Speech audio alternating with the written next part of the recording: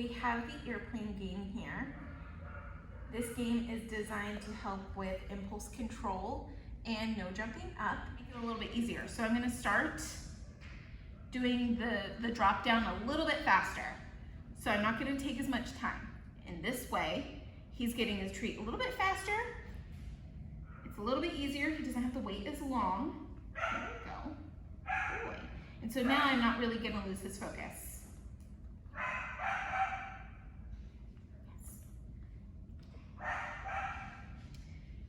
So, starting at like a mid distance is kind of the best way to start. So, I would say that this is a far distance, this is a close distance, and this is a mid distance. Mid distance is usually the best.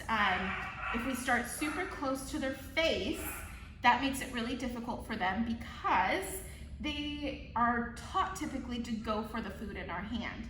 So if I start right here, he's gonna be like, oh my God, I gotta go for it, when that's not really the point of the game here.